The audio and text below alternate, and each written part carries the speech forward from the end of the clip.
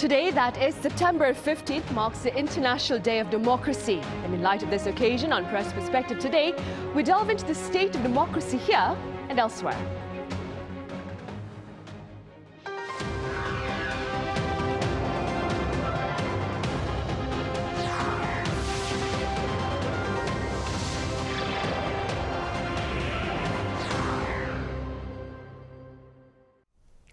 Hello, hope you had a good weekend. It's Monday, September 15th here in Seoul, and you're watching Press Perspective.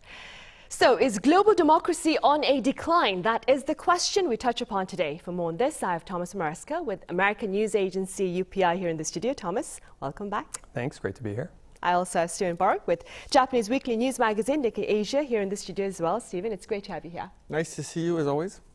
Thomas, we will start with you. Let's start off then with some very basic information about the International Day of Democracy, including its founding as well as its purpose. Thomas. Right, so it was first held in 2008 by the United Nations. It was established the year before, voted on by the United Nations General Assembly in 2007. So this year is the 18th edition. It's held every September 15th.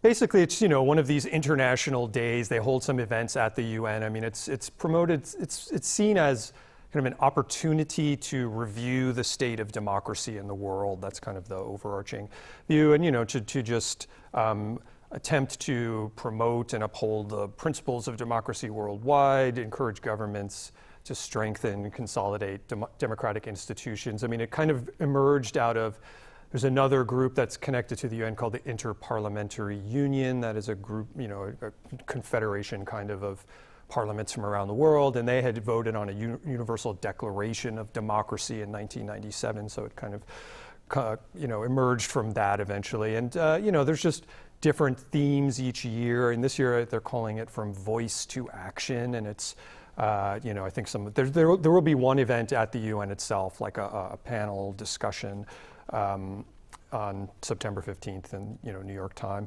and just, you know, talking about shrinking civic space, disinformation, how to build trust and dialogue. That seems to be the theme this year. And, you know, like sort of like Earth Day or something, I mean, not to that extent, but there are other events that are held around the globe to mark it. So, you know, that's basically what it is. Right, and ahead of that event, Thomas, the head of the UN, António Guterres, he did share a message with the world to mark this year's International Day of Democracy.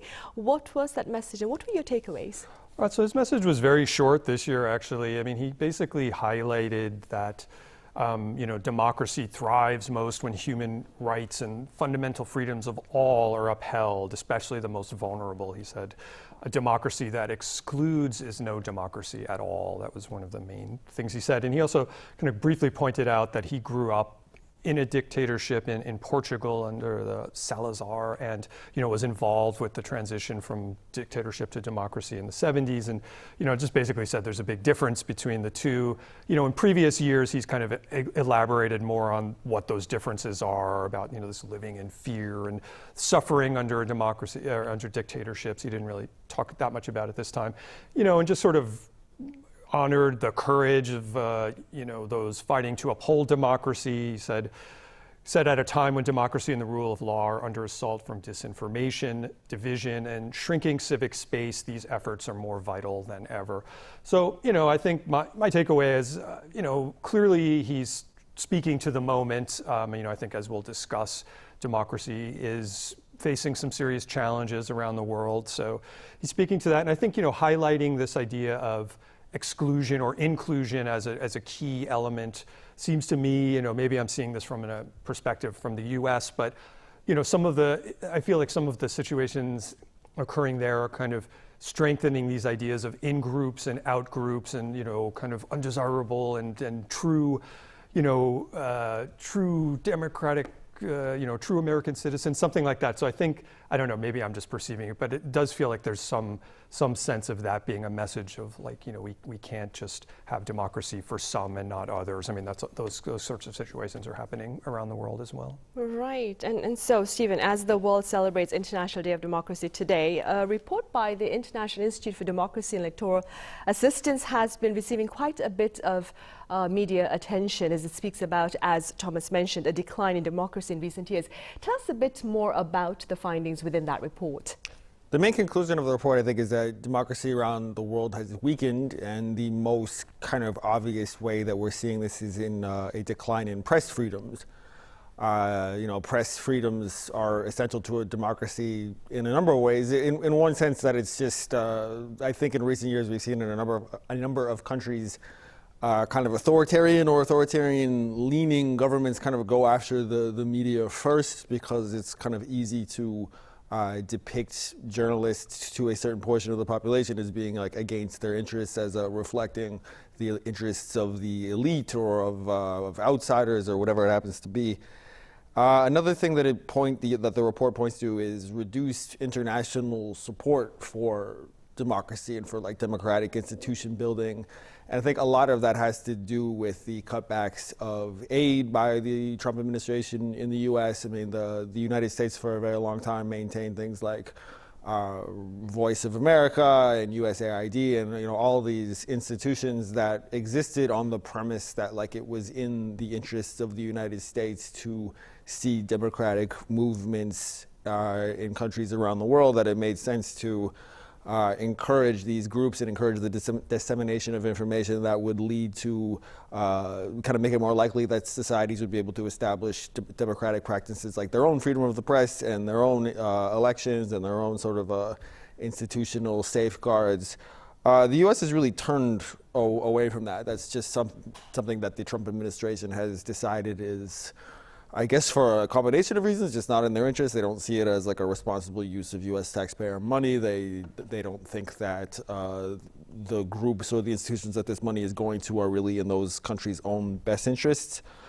There's a lot there, but like I would just say that, and Thomas just touched on part of this. I mean, I think something that's undermining democracy all over the world is that there are growing fissures within societies where a certain portion of a country's citizens like do not see their fellow citizens as worthy of holding basic democratic rights. They say like, well, those people over there, they cannot have freedom of speech because they will not use that right responsibly. And and if we allow them to build their own civic groups or have their own political parties or have their own movements, then that's ultimately going to undermine democracy as a whole. It's going to like undermine the well-being of a society as a whole. I mean, in South Korea just last year, when Yoon Suk-yeol attempted to instill martial law, the rationale that he gave to it was that the then opposition party was anti-democratic, that they were undermining democracy, that they were presenting a threat to democracy, and that in order to safeguard South Korea's liberal democratic system, he had to declare martial law. Now, we all know that that didn't work.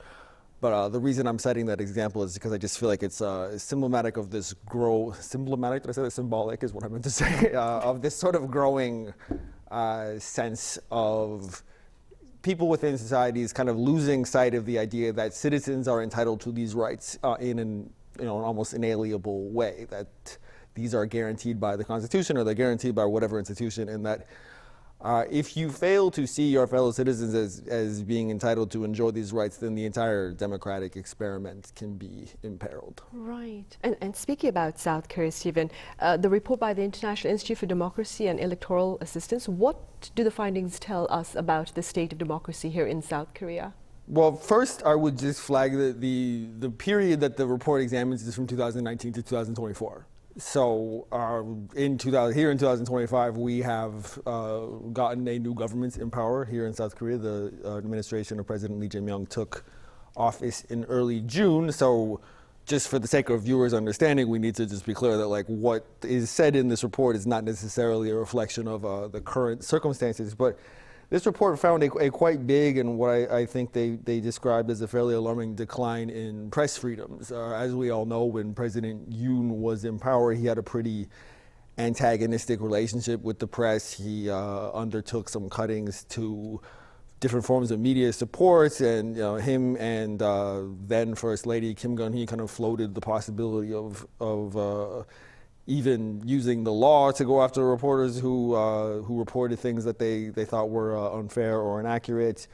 I believe that under Yoon there were some raids of independent media outlets who were investigating potential allegations of fraud or other various kinds of malfeasance by Yoon. But that's over now. I mean, democracy was exercised and the people of this country decided that they wanted a new government. So we'll have to hope that things can improve from here, and that hopefully, however, whether it's 5 years from now, the next time the report comes out, there'll be some good progress to share. Right. And before we delve deeper into the state of democracy here in South Korea, Thomas, very quickly, with regard to the broader expression of freedom, Nepal has been making quite a bit of headlines in recent days. Could you walk us through the events unfolding in Nepal? Yeah, so it was just 1 week ago. It sort of feels like it was longer ago, but there was the large-scale protest movement broke out. It's kind of being called Gen Z protests. It was driven by younger Nepali people in Kathmandu originally, and it kind of started. I mean, there had been this bubbling anger over kind of widespread political corruption, unemployment, sense of inequality, but really what sparked the massive protest was the government suddenly banned a bunch of social media platforms, like all the major ones: Facebook, YouTube, X, WhatsApp, and that just sparked massive outrage, protests. And it started sort of peacefully, but there was also a really, heavy police crackdown almost immediately, firing in the crowd. Something like 19 people, I think, died in the initial wave. And then the counter move by the protesters, more people joined, and they started burning several buildings. They set fire to the parliament, residences of top politicians, other public buildings, and basically forced Prime Minister KP Sharma Ali to step down. And it's basically settled down since then. I think the latest death toll is around 72, though. A lot of damage, a lot of death. An interim government was formed, and elections have been called for March 5th. So it's kind of, it's interesting to see, I mean, especially in contrast to this more general backsliding of democracy. Financial Times just had an article today talking about, this rise within Asia of these sort of youth-driven, democratic or at least kind of anti-corruption protest movements. And there was one in Indonesia quite recently. There was one in Bangladesh not too long ago, and Sri Lanka a couple of years ago. And they share a lot of similar characteristics. I was actually in Mongolia recently, and in June they had their own protest movement. It didn't turn violent, but so many of the same characteristics, like an anger at this, wealth and sort of inequality as almost flaunted by the ruling political classes, driven by the younger generations, and also driven by social media in an interesting way where, on some levels, we've seen social media kind of move from hopefully a tool of democracy and evening out the playing field to sort of being almost like a vehicle for the destruction of democracy or ripping apart societies. But this is something where, these kind of have been sparked by sharing, grown on social media, and they've also emerged in response to governments trying to suppress and crack down on social media. So I think these governments recognize the sort of potential and the power of it still. Nepal did something very heavy-handed about it and just sort of immediately shut everything down, which angered people. But it kind of complicates the narrative in some sense. I feel like there's, we're seeing some elements of the power still of social media to organize and, bring people together and even to expose. I mean, that a lot of these were driven by the youth, the children of the wealthy flaunting the children of political elites flaunting their wealth on Instagram. That's what happened in Mongolia. That's what happened in Nepal. They were calling them Nepo kids. That was like the hashtag there. So, we're seeing this kind of complication of that, and at least within Asia, and there's some characteristics of younger generations, overall the population and kind of entrenched older political classes. But we are seeing some counter movements, away that are pushing more towards perhaps democracy or more representation. Right, and speaking, of course, about democracy, Stephen, back here in Seoul, former Canadian Prime Minister Justin Trudeau, he recently applauded South Korea's democratic resilience. Could you tell us a bit more about that? But I was actually in the room when he spoke. I was covering this conference that he was appearing at, and as a fellow Canadian, I thought I would go and see what he had to say. Resilience is something that I think I myself wrote an article in December about the resilience of Korean democracy, and that it had suffered this attempt at undermining it or overturning it, but because of the strength of the populace and because of the strength of institutions, it was able to push back and it was able to bend but not break.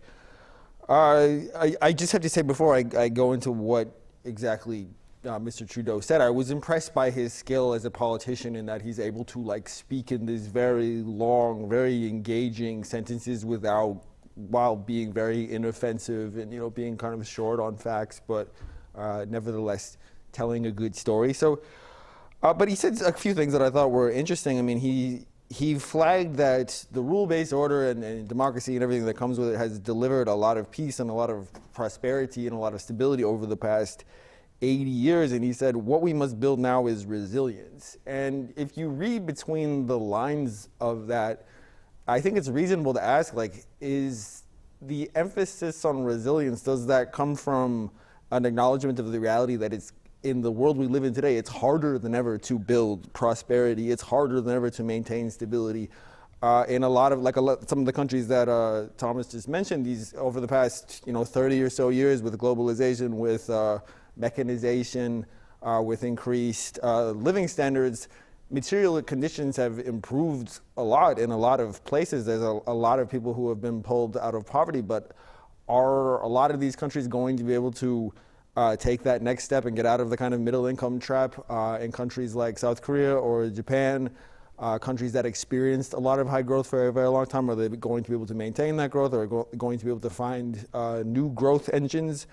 It seems to me like a lot of the anger at the elites and a lot of the kind of the way that democracy has lost some of its luster is that in a lot of places of the world, they've had democratic political systems for a long time, but those systems have not delivered on the continually rising living standards that in some places people have come to expect. You have more and more people going to university and developing impressive credentials, but then later on finding that they're not able to attain the kind of middle class comforts that they had come to expect or that they had been dreaming of. So I wonder if, Mr. Trudeau did not come out and say that, but I wonder if, as he points out, resilience is going to be an increasingly important thing for democracies because they're going to face more and more sustained challenges. And that will be an area where I think South Korea could be instructive to the world because it has faced a lot of challenges. And if I could just go back again to that night in December, I remember being on my way to the National Assembly right after martial law had been declared.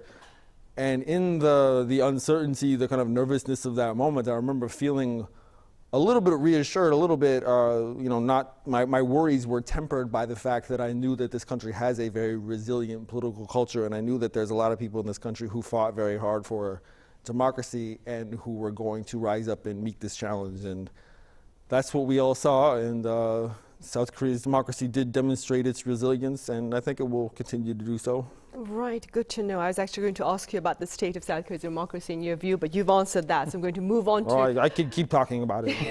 Right, but actually, I'm interested quite a bit, Thomas, with regard to specific countries then. The International Institute for Democracy and Electoral Assistance claimed that the US has been witnessing democratic backsliding under the Trump administration. Could you tell us a bit about the concerns shared within that report and what your takeaways are?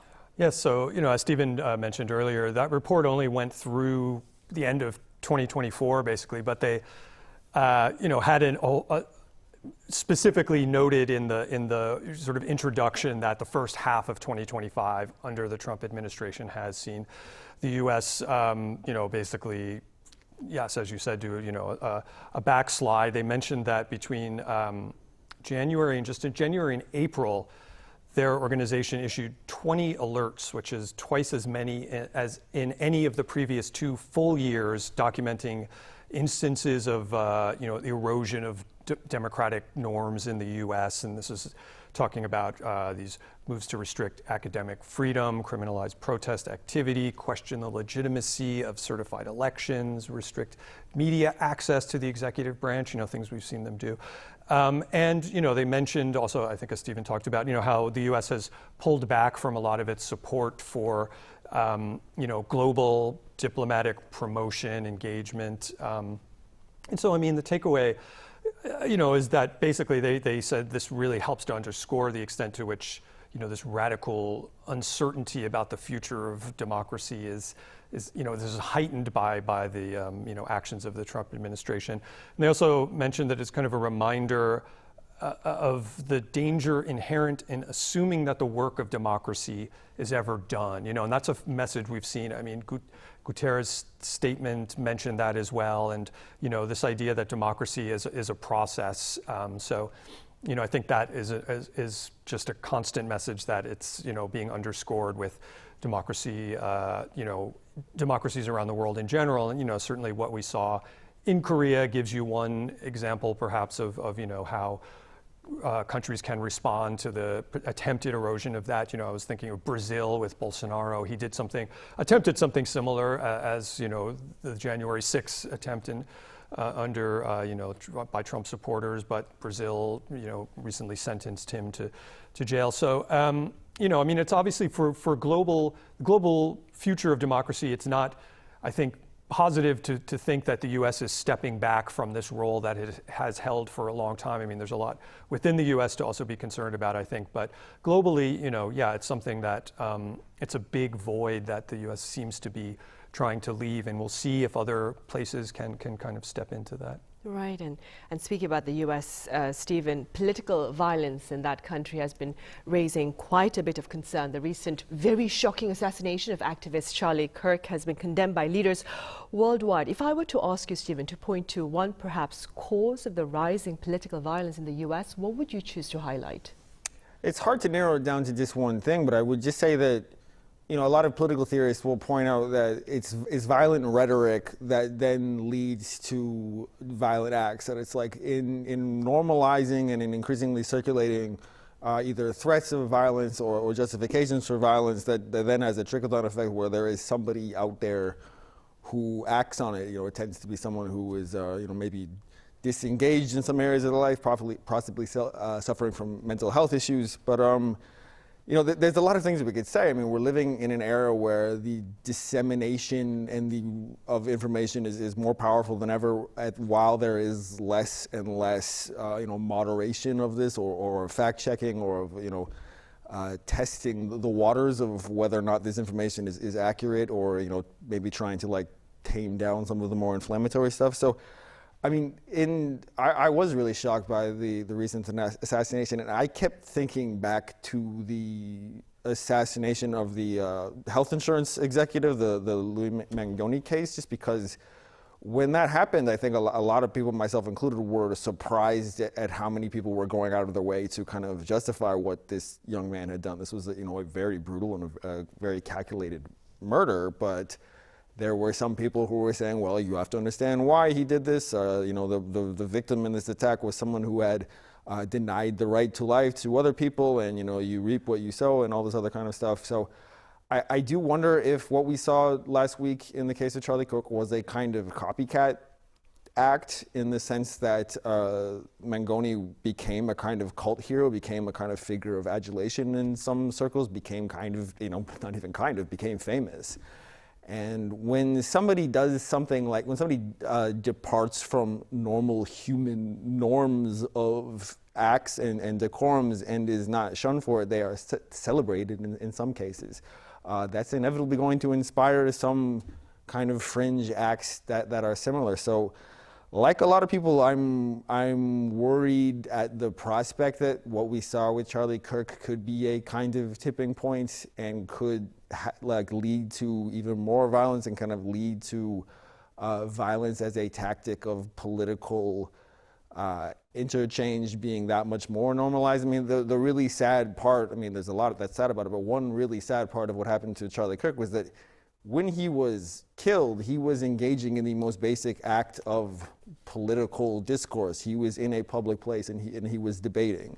And regardless of what you think of the guy's politics, and I mean, you have to, in this age where people do not get together in person and talk all that much, you have to at least I do, admire his willingness that he would go out in person and he would talk to whoever wanted to talk to him. And he specifically sought out the people who disagreed with him. And I know he wasn't an angel in plenty, he said things that were questionable, but I do at least think that in a lot of his exchanges, he acted in a reasonably good faith manner and, a cordial enough manner. And he was willing to engage in political discourse. Yes, and I hope that the legacy of what happened to him is not that we see a continuing shrinking of that. Right, and also, of course, lawmakers across the aisle in the US have condemned, of course, his killing.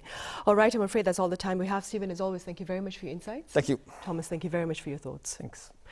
Right, on that note, we end Monday's edition of Press Perspective. Thank you for watching. Do join us again, same time tomorrow.